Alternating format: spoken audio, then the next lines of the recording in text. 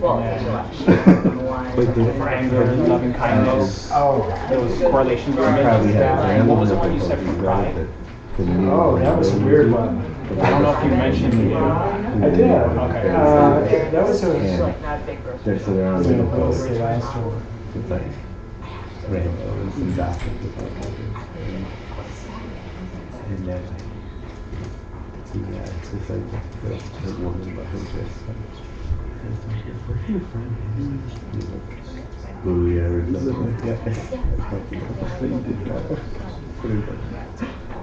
Put it in some glitter, flip that, the rainbows, really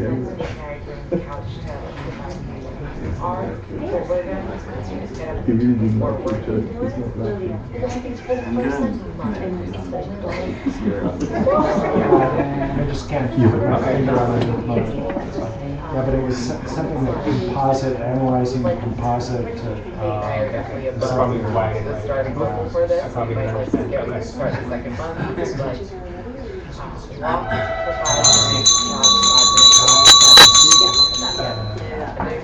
You're talking about the one about the competition.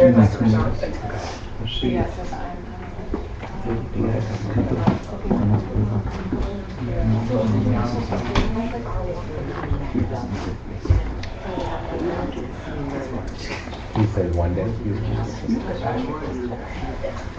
No, I assume that's what it's doing.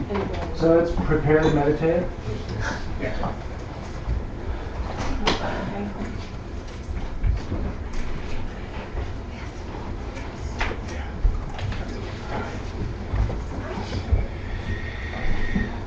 Sam's trying to make me laugh. I don't want to. So you'll be distracted all session.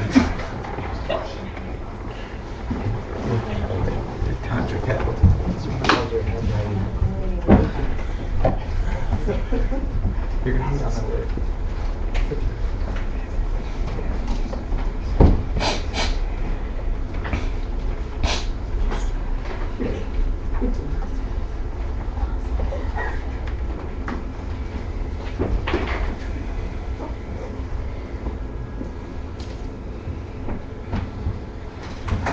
So if you, during this session, realize that you have overreached, meaning that you have chosen a position and you're feeling so lax, so dull, that, and so for instance, in your Shavasana and you just can't stay awake. Or if you are seated and your head is bobbing, normally, we say stillness is the issue. I mean, or not the issue, but our goal. You want to try to stay still throughout your entire session. But the one exception is dullness. Don't give in to dullness. Don't just sit there and fight it and say, okay, I'm just going to space out and snooze. So if somebody, this is not a Zendo, and we don't have an encouragement stick to walk around and give you a whack to let you know that you have succumbed to coarse dullness. So if your neighbor is beginning to snore, just give them a shake, because everyone will appreciate it. And if you get the shake, be grateful and say, thank you. You alerted me to the fact that I had coarse dullness. Now I'm going to apply the antidote. And if you're sitting and your head is bobbing, don't give in to it. In either of the cases, if you're lying down or you're sitting and you just need more stimulation, that's the time when it is okay to move. Stand up. Change your position, stand up. Don't sit there and give in to it. Stand up, and I will applaud you. I will say, way to go. You have not just sat there and given in to dullness. So you'll be a hero in my eyes. Or heroine.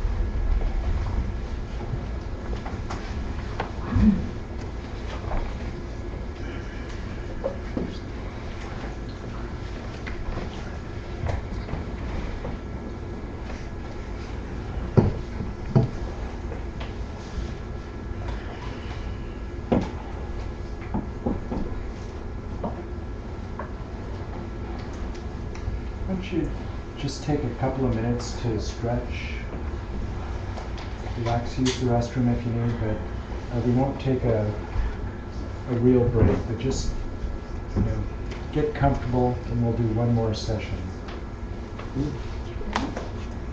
Not a meditative session, but a instruction in guided meditation.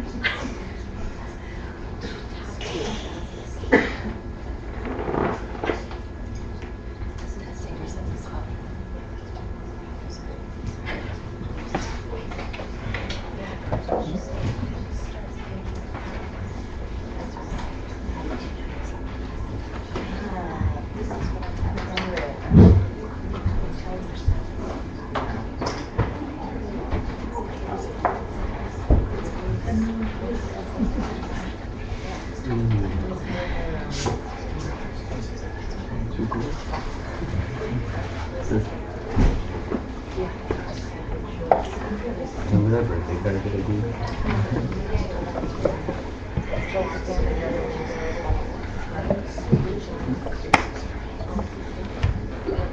So just return.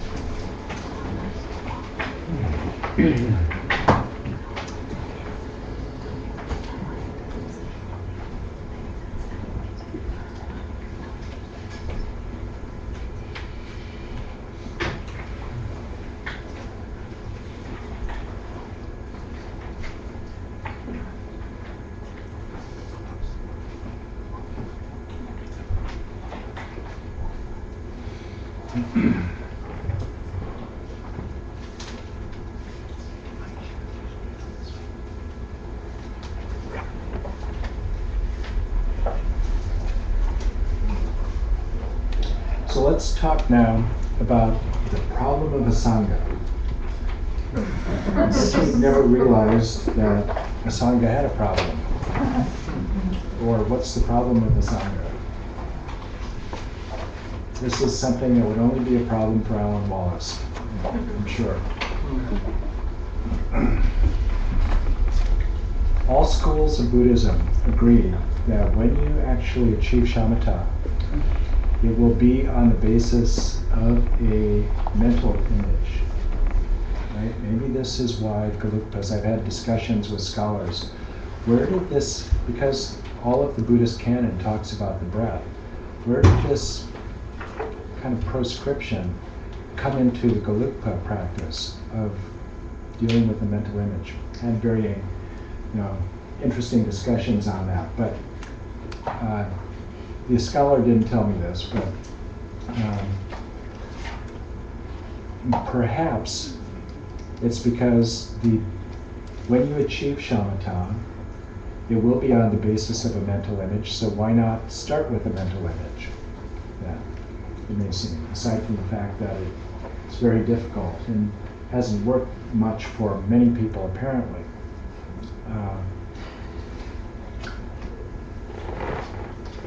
So in the Theravada, what happens is that you develop this stability and vividness through about level 5 or so with Shravakayana. And then at some point between level 5 and level 6, what happens is that you develop something called the acquired sign. And this then is a mental image, often geometric shape or something like that. But it's something different from most accounts anyway than the tactile sensations. And then in the Theravada then, when you cross over from shamatha into the first jhana of the form realm, then that would be on the basis of another sign called the counterpart sign. And that counterpart sign is said to be about 1,000 times more vivid than a tactile sensation.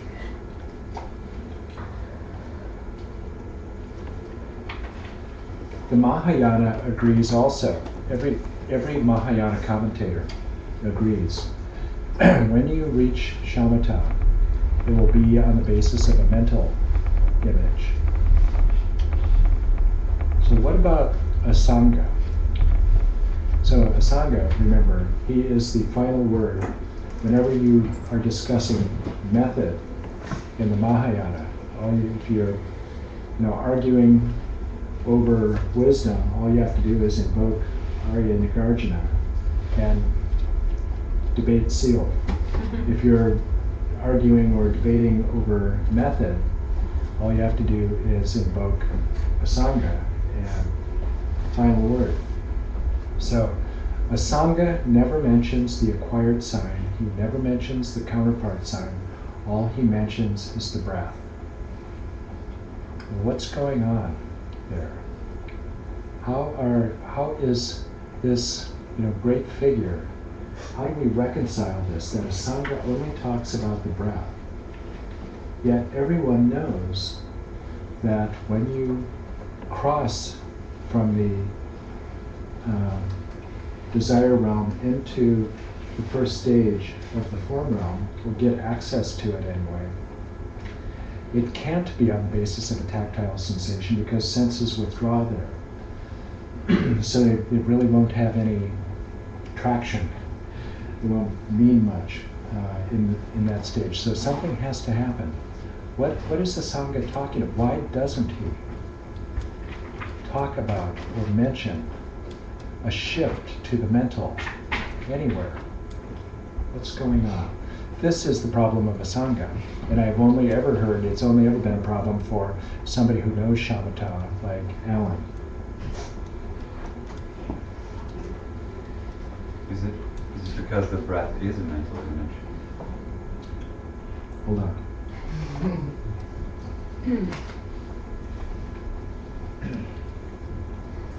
So the Buddha's advice about breath meditation is very succinct and koan-like.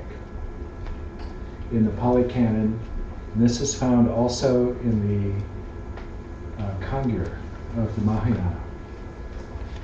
So this is, I like the way that it's put actually here in the Perfection of Wisdom Sutra in 10,000 stanzas. Shariputra, take the analogy of a potter, or a potter's apprentice spinning the potter's wheel. If he makes a long revolution, he knows it is long. If he makes a short revolution, he knows it is short.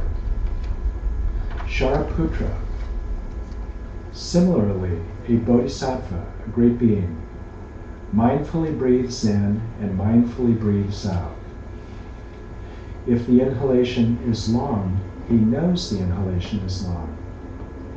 If the exhalation is long, he knows the exhalation is long. If the inhalation is short, he knows the inhalation is short. If the exhalation is short, he knows the exhalation is short. Shariputra, thus a bodhisattva, a great being, by dwelling with introspection and with mindfulness, eliminates avarice and disappointment towards the world.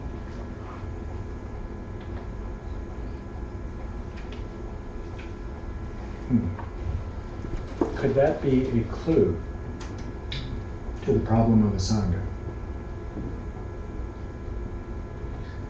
So before Alan, 9 months ago or so, Alan was doing a personal retreat in an old cabin on the Holy Isle of Scotland, and was meditating 12 hours a day. And this was immediately before he came to Phuket to lead this 8-week retreat that I attended.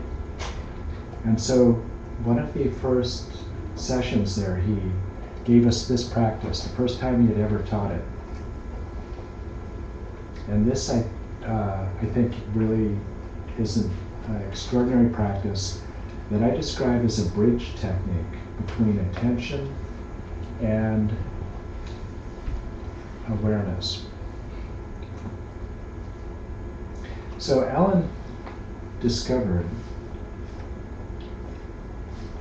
what he calls mindfulness of the breath. And I don't know that he's the first one to ever do it, but he didn't claim that, but I mean it was quite a revelation. And it's the only time that I have ever heard this. He calls this mindfulness of the breath with a Dzogchen flavor, because it is mindfulness, it is awareness of the breath without focusing on a particular location in the body.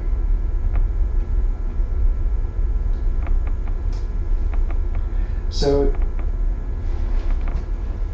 the Dzogchen flavor is that you're not doing anything, you are just letting awareness remain still, resting.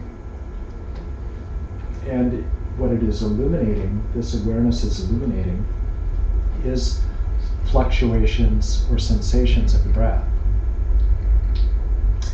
So Alan was very curious about this, and of course he began,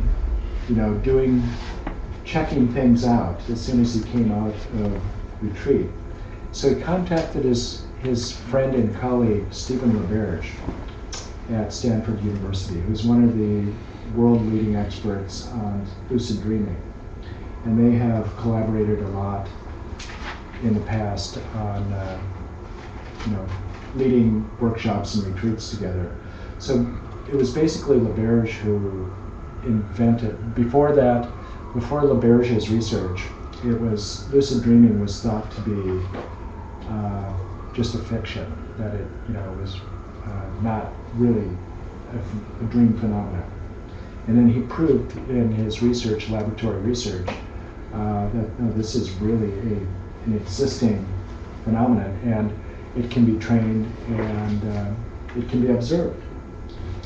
And so he asked LaBerge then, if one were in a lucid dream and one were doing a breath meditation in a lucid dream. Basically, you were following the breath, the in and out rhythm of the breath in a lucid dream. Would that likely correspond, the rhythm of the breath in the dream, would it correspond to an observable breath in the sleeping body? And LaBerge said, yes, very likely that would. In the same way that one of the standard laboratory research programs in lucid dreaming is that you, and this is how someone can signal a researcher that they are lucid dreaming, is that they will be watching a ping pong match in the lucid dream. You know, left, right. And then the eye movement observed in the sleeping body corresponds with the eye movement. So LaBerge said, yes, it would very likely, they would be in sync in the same way that the eye movement is in that way. So you get that. So for Alan, that was eureka, of course. So in a lucid dream, you would be able to know the rhythm of the breath of the sleeping body, but without any tactile sensations, right? Because all tactile sensations, all sense input is shut down during sleeping. So you are able to know the breath in a way that is not linked to tactile sensations. In the same way that it is possible, the Buddha said, to you know the breath is long or that it is short. Get that. He says you know the breath is long or short as directly as the potter knows the wheel. So he doesn't say you can infer or deduce that the breath is long or short based on tactile sensations, but you can know the breath is long or short. And so then this is the practice, what I call awareness of the breath.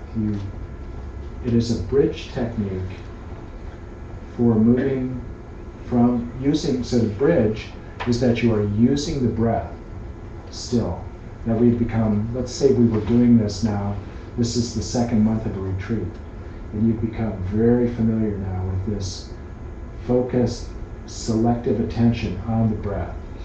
So now we can use your familiarity with the breath. And one of the beautiful things, remember, about the tactile sensations of breath is that it interrupts the default wandering mind, right? So this is very, very powerful technique to be able to use the breath to become familiar with stillness of awareness now. Because we're not talking about stability of attention now, we're talking about awareness. The big difference between awareness and attention is that attention is always exclusive and selective.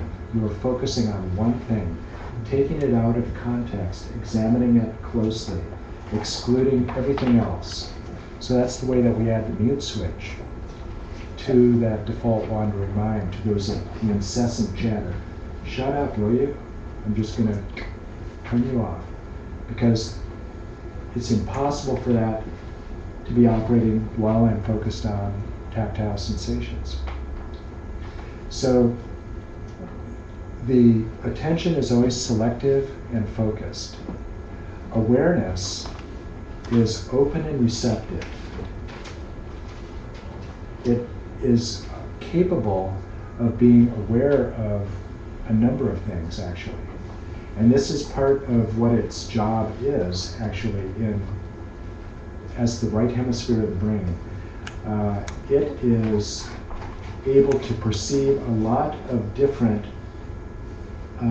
ambiguous and seemingly contradictory things at once and create a pattern out of them. This is its whole, part of its job is to create a gestalt, a pattern out of a lot of different seemingly contradictory, or what could be, anyway, contradictory information.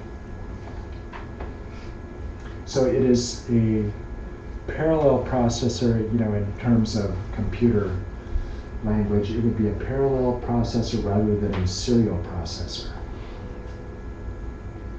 So this is where the whole practice goes in the Padmasambhava lineage.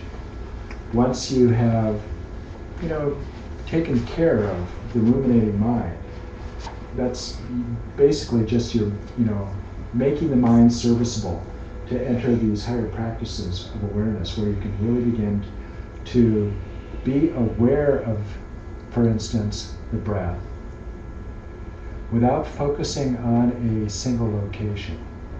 So in what we're going to be doing then in this practice is that we will be allowing the nature of awareness is to illuminate. This is in the Indo-Tibetan traditions.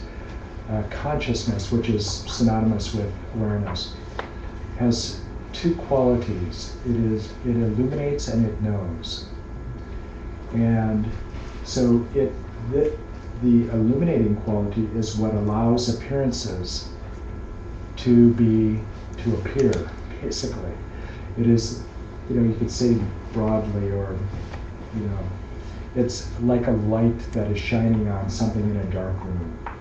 But it is what allows things to appear, objects, appearances to appear. So we are going to allow awareness to illuminate tactile sensations of the breath without choosing a place to focus on, but just to be aware of tactile sensations wherever they arise in the body that change with the breath. So we're still going to be using the breath, but wherever they occur, your awareness will notice them. So rather than focusing only on the abdomen, only on the nose, you may notice tactile sensations in places that you wouldn't think of looking for them. It could be the heels of your feet if you're in Shavasana. Somehow you're getting that your body is just shifting slightly as you inhale. And when you're really, really still, you can feel sensations in all kinds of places. Your shoulder blades, perhaps your hips, the back of your head. I mean, without looking anywhere. So the really wonderful thing about this is that it's effortless. You are simply open and receptive and discovering sensations. So this is a really marvelous practice. Another thing about awareness is that you can apportion awareness in your meditation. And so what we're going to do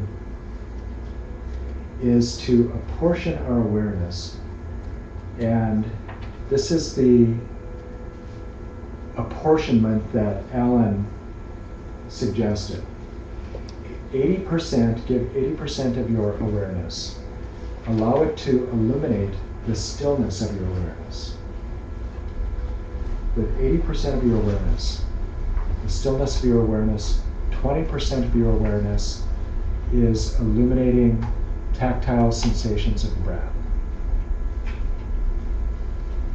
So you are beginning to become familiar in this practice. You're using the breath to maintain grounded contact, an object that is interrupting the default wandering mind.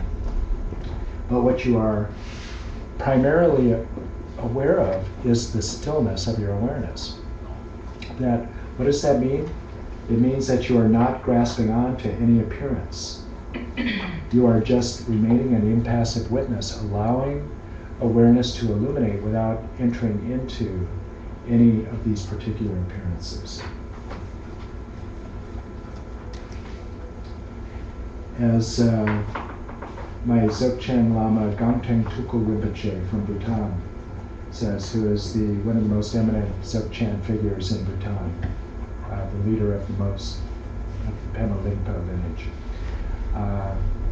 he says at this empowerment in Santa Barbara last fall, he says, "It is so simple, you can't believe this is it." You won't believe this is it because it is so simple. So you are just releasing one thing after another, and you get to the level when you have released everything else, it is only awareness that remains. All conceptual elaboration released, all notions of I released, etc. So we're not going there yet, and I don't think we're going to go there, have time to go there this weekend. But that's the flavor of it. So you are releasing, but you have this awareness of the stillness of your awareness. And that stillness of your awareness, you may experience like a still candle flame, an unflickering candle flame in a glass jar. That may sound familiar to some of you. That's a very important sign in some particular practices of Anuttara Tantra. An unflickering candle flame, the stillness of your awareness. Or you may experience it as like an immense body of water, glassy smooth, absolutely no wind disturbing the surface. And so because it is glassy smooth, it is perfectly reflective and can even reflect the stars. Wouldn't that be amazing to see the Atlantic Ocean, that's that calm, that it can reflect the stars. So an immense body of water. So you might experience it like that. And then in this, basically so I won't be using the percentages because some people say that throws them into a conceptual mind, 80%, 20%. So what I will be saying is your primary awareness. But know that the primary is not 51%. It's that much of it, 80%. Great preponderance of your awareness is aware of the stillness of your awareness. And then that other remaining part, that I'll call the peripheral awareness, is aware of tactile sensations of the breath. Something like that. So we'll get familiar with that. And then we'll shift after getting familiar with that experience. And it is just a delicious, again, don't overcomplicate it. The tendency is to conceptualize, overcomplicate, am I doing this right? It is so simple, you can't believe this is it.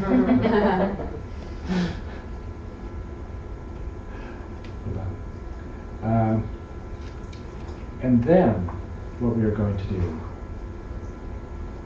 is to shift from the tactile to the mental. Your primary awareness is going to remain aware of the stillness of your awareness. But we are going to shift then from the tactile to the mental and know the breath. Know the breath directly as the potter knows that the revolution of his wheel is long or short. As if you were lucid dreaming. And when you do this, I don't want to pre-frame this too much, but just this, that you may notice that the precision with which you can know the breath is like the nanosecond, at the end of the breath, that the out-breath ends. You can know to the nanosecond how long the pause is. It all may have been kind of rough with the tactile sensations, but with the knowing of the breath, it can just be precise. And so you know directly,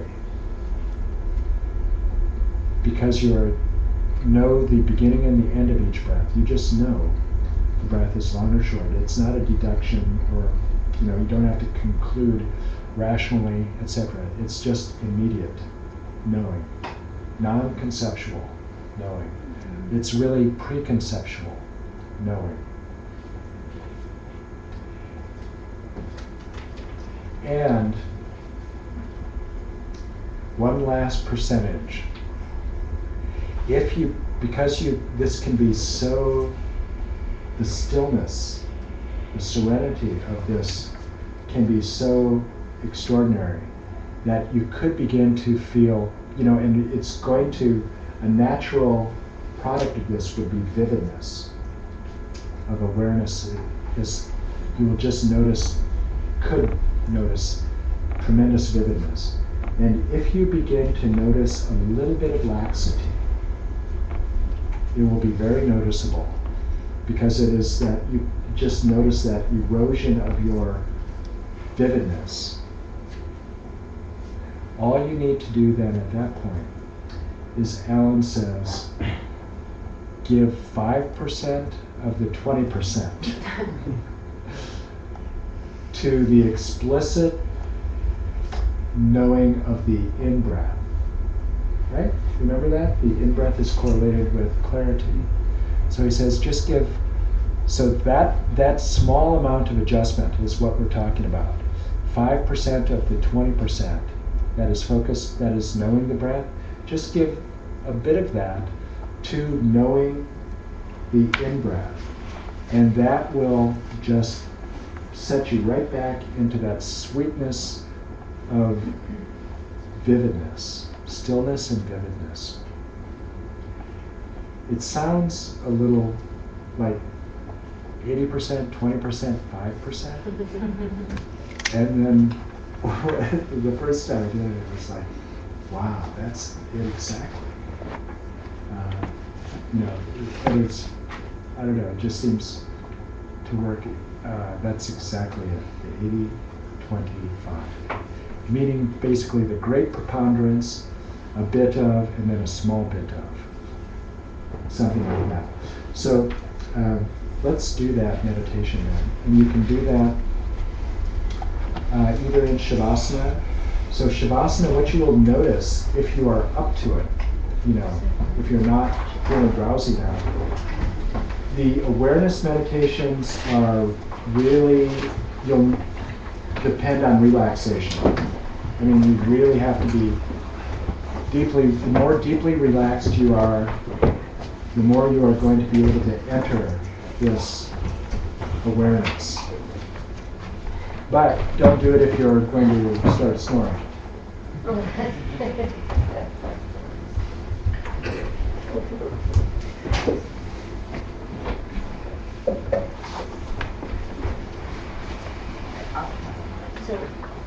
But you may notice, even if you're feeling a little dull now, that this meditation will provide a significant degree of vividness. So you have to do the same exercise, we just have to be focusing on the awareness of the, I mean, I don't get exactly. I'll guide you through the meditation. Oh, okay. Yeah. Quite. Yeah.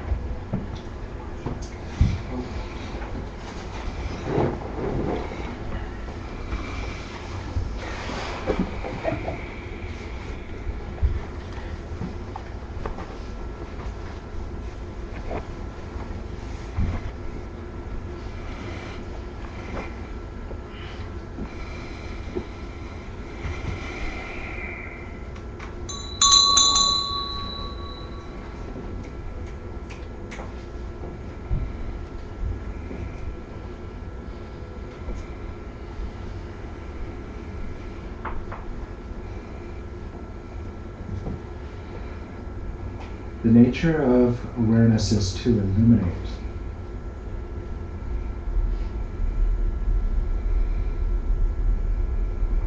Allow your awareness now to illuminate sensations of solidity and firmness where your body is contacting the floor.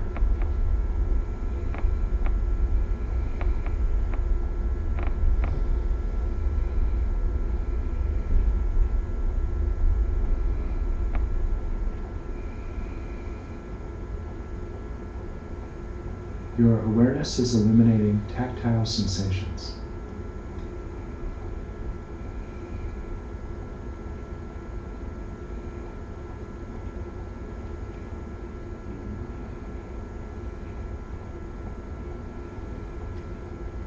And now allow this open and receptive awareness to illuminate tactile sensations wherever they arise in the body.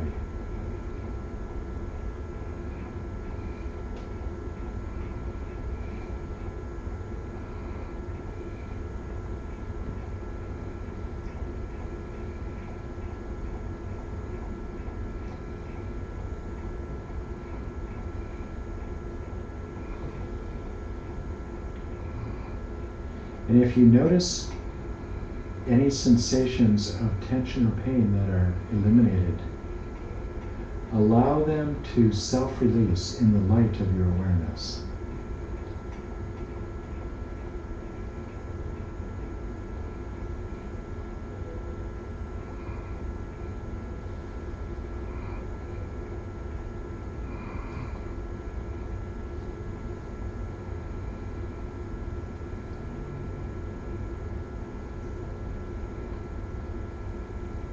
And now, like an unflickering candle flame in a glass jar, allow your awareness to illuminate tactile sensations that change in your body as the breath enters and leaves.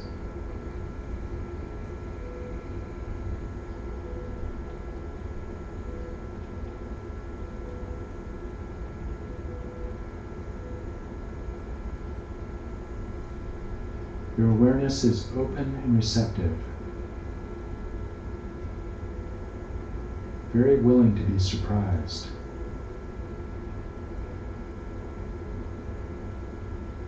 To discover sensations without looking for them.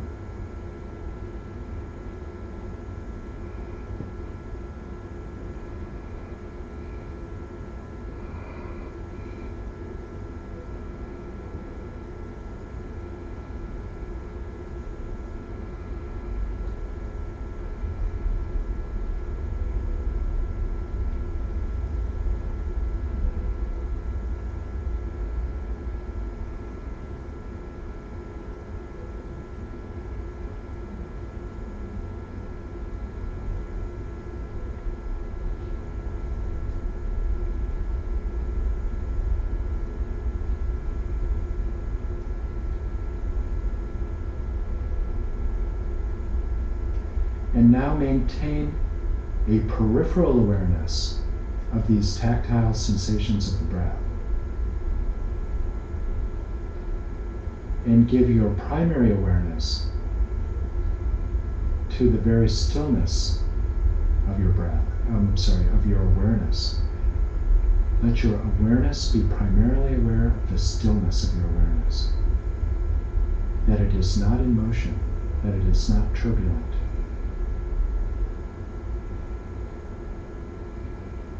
It illuminates without entering into appearances, without becoming cognitively fused, without being set in motion.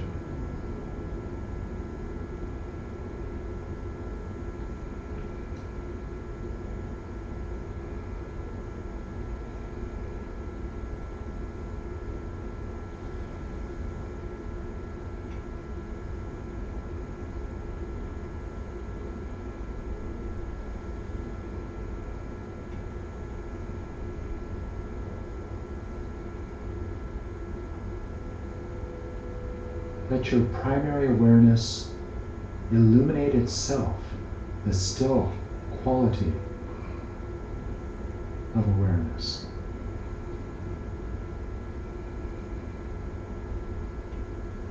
Still like an immense body of water, glassy smooth,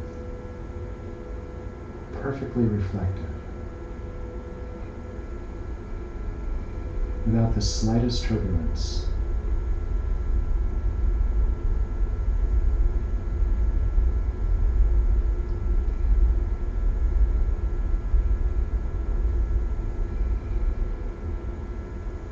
As you maintain a peripheral awareness of the tactile sensations that change in your body as the breath enters and leaves your body.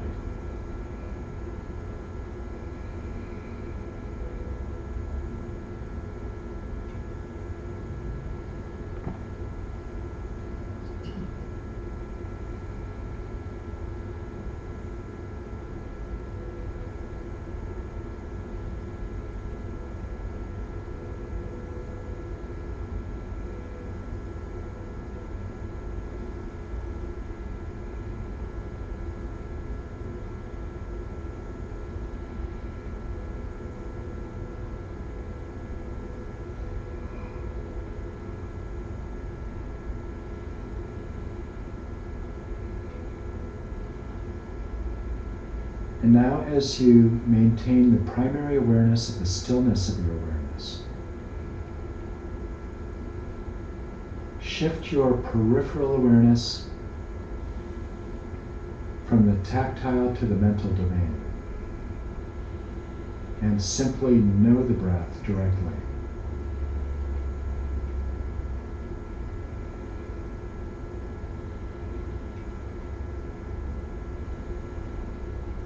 Know the breath as immediately as the potter knows that the revolution of his wheel is long or short.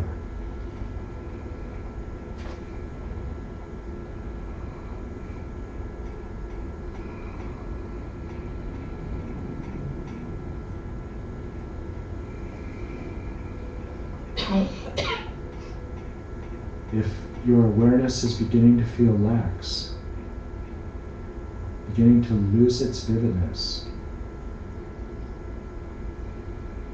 just give a small portion of that peripheral awareness to explicitly knowing the in-breath.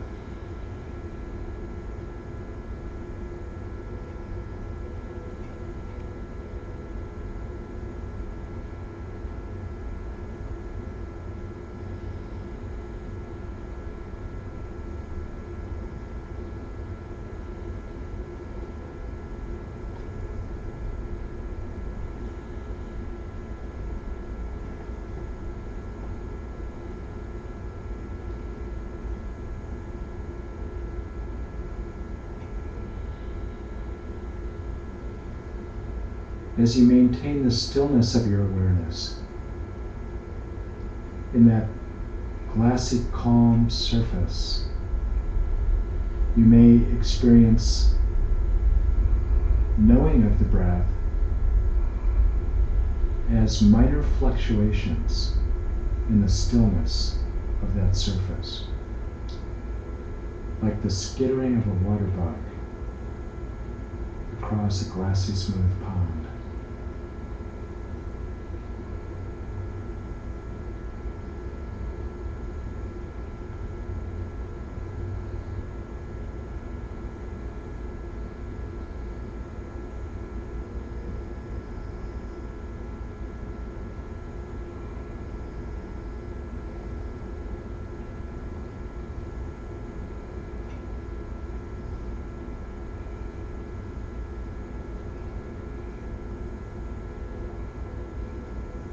There's no need to complicate it, to elaborate it.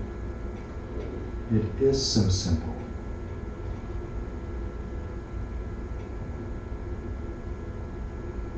This is the foundation of your moment-to-moment experience, this still awareness.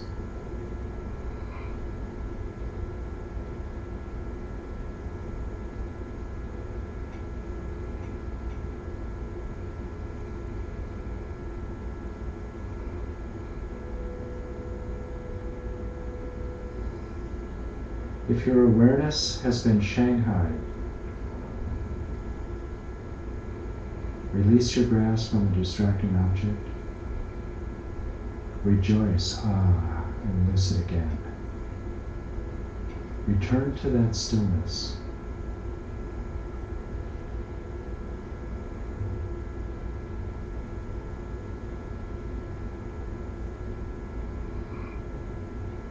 And then remain with that knowing of the breath with your peripheral awareness.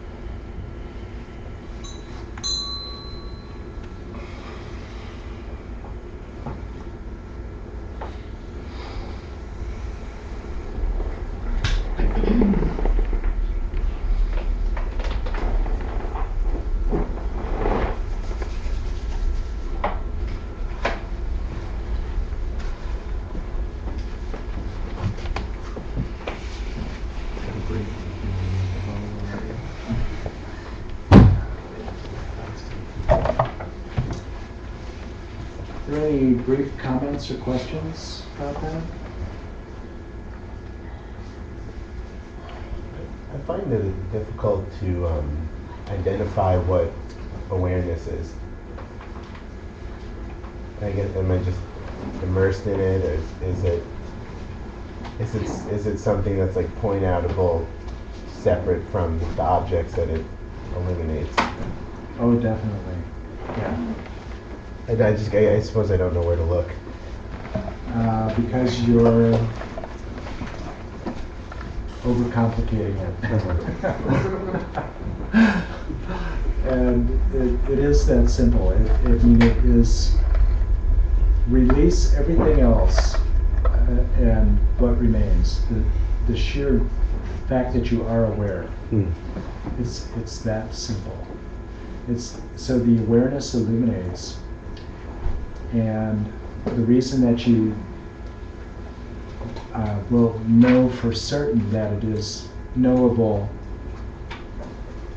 without an object is that is just a major practice that actually becomes the major practice. The final practice of Padmasambhava's instruction in shamatha, merging mind and space, where there's only awareness with no object. Shamatha without a sign, it's called.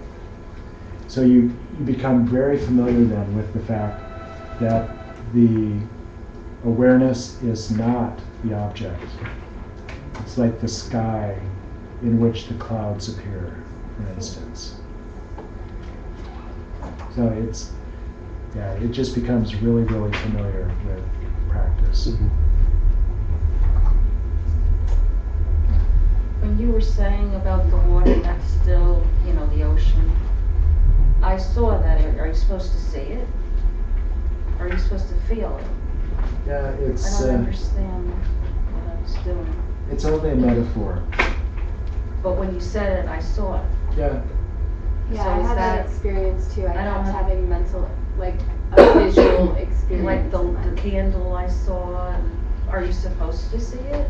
No, because, well, those are appearances, right? Those are mental appearances. So that was like a finger pointing at the moon. So it's not that you are trying to generate that appearance and then focus on that appearance. Your awareness is just stillness, and it's still one way of describing it because it's really ineffable. But one way that the only language that you can use to describe ineffable experiences is metaphor. So that's a metaphor. And so you don't generate an image and then focus on the image. You just use that as a way of, it's like that, and then just release it. Okay. When I was in a state of awareness or attempting to be, I kept having a situation where like my eyes would just flutter, just like a spasm would occur. So I guess with what should be done ideally in that case? Do you just acknowledge it, then attempt to move away from it and come back to awareness? Or how should you deal with like if your foot spasms or like my eye kept like, what would you recommend? So were your eyes open or closed? Closed. Yeah, maybe just try opening your eyes Okay. and see if that would make a difference. Or for anything, any appearance that arises, the advice is still the same. Maintain the stillness of your awareness and watch that appearance,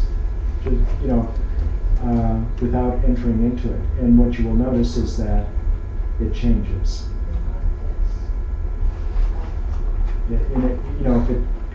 If it's just a very insistent one, just all you can do is just be aware of it without preferring that it be different.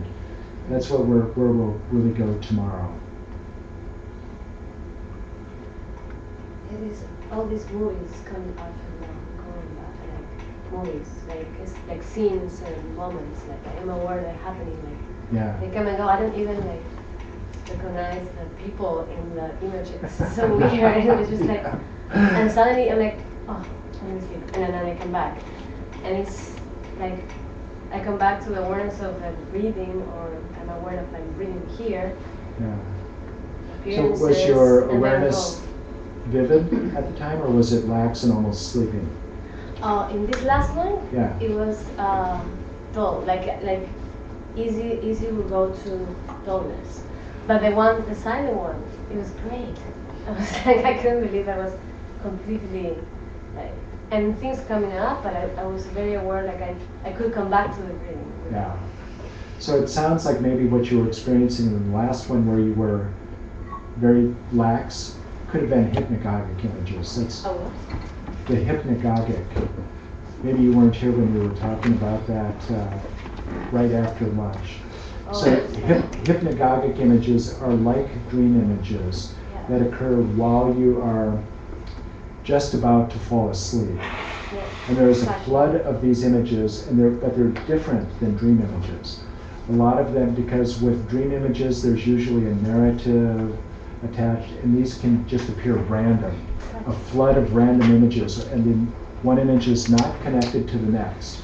And the interesting thing about this, so check this out, whether this is true or not, that with these, so these are called hypnagogic images in psychology.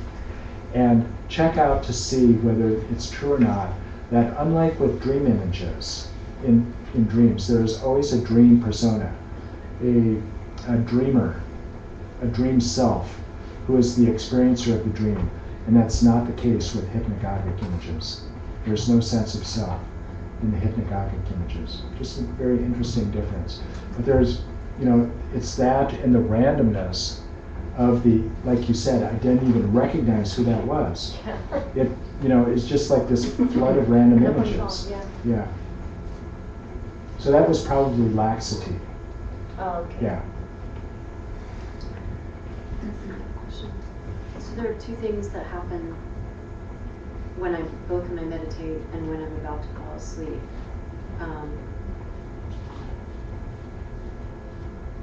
And it's a falling feeling, and I catch myself falling. So that's falling back, and then. So that would be a hypnagogic Yeah. type of image. Yeah. And then there's like a jolt that happens, and sometimes my body not comes off the floor, but it's like a spasm, and it wakes me up. Like I'm going deep into something. I don't know if it's dullness or meditation or sleep, but I don't want that. It's very disruptive when that happens, and I don't know how to prevent it from happening. Is the jolt a response to the falling image? When I'm going to sleep, that's what that is. But when I'm in shavasana or meditating, it's like, I guess it's prana moving, but it just gets stuck somewhere, and then I don't know. I would guess that it's probably more related to laxity. Okay. Yeah. And I saw that a couple of times out here in shavasana. There would be sudden movements. Yeah. And it's that was on the edge of lax. You were about falling asleep there also, right? Yeah, and it was really weird because I was listening to you the whole time. Yeah. And then my arm jumped up, and I was like, wait, but I was listening to you, so Yeah. how could I be, I was really confused. Yeah. Well, what was happening was that your awareness, you were maintaining awareness as it was becoming lax. So you were still being aware of, but you were almost at the point of losing awareness. Okay. When you had that jolt that brought you back. Yeah. It's very disruptive. It's upsetting. Yeah. Well, It's and self-conscious. and it's so the key to that, to eliminating those, is adding some vividness. You're out of balance. Yeah. Meditation is on the lax side and about to fall off into dullness. So you need to, just brighten your, add some vividness, and that, will take care of that.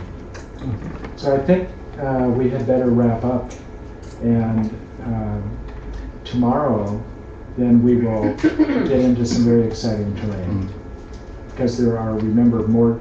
So far, we have all been working only in the cognitive that we did on Friday night, and then all day today was in the attentional dimension. This is all about developing stability and vividness.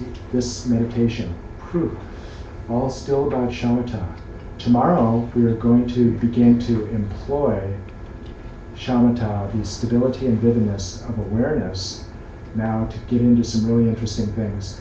The Padmasambhava practice of taking the mind as the path. And then we will enter the domain or the dimension of emotional balance also, using that technique that you will become familiar with, of maintaining still awareness while watching appearances arise without fusing with them or without grasping to them. And that becomes a very powerful emotional practice, and we'll go into some really interesting neuroscience on emotions and how we can really develop emotional regulation, emotional self-regulation, and what the crucial elements of that are. Wow, all of that tomorrow. There's one more thing also tomorrow. Oh my God. Yes, that's only the beginning. And then we enter the one more dimension, the cognitive balance, and buckle up for that one. Because so you get an idea of, we're going to be entering this domain of taking the mind as the path, and that's still in Padmasambhava realm is a shamatha practice, but you can't escape some Vipassana conclusions. And then we are going to make it very explicit an exploration of self and how the self is constructed and how you can watch the self dissolve in front of your very eyes. And there's no gotcha, no abstraction of a gotcha needed. It's right there. You can discover it and you can watch it dissolve, and it can never fool you. I mean, it will fool you again, but you can never believe in it again after that. It will be an experience of emptiness. I mean, there's that potential of selflessness, technically. But it's a very powerful technique based on all of the groundwork that we have laid so far. So all of that coming tomorrow. And I'm sorry we have to rush out of here, but we have another group coming in at 6, so we need to, I'm sure, Stephen, did you already tell people what to do about that? No. Oh, okay. So. Yeah, so if everyone could just clean up and make the space clean for the next people, that'd be great, and we can set up again tomorrow. Perfect. Thank you all so much. That was a marathon day. Yeah. And Thank you, Doug. You all hung in there. I mean, we didn't take our scheduled breaks. Thank you so much for keeping us on schedule. Thank you for teaching.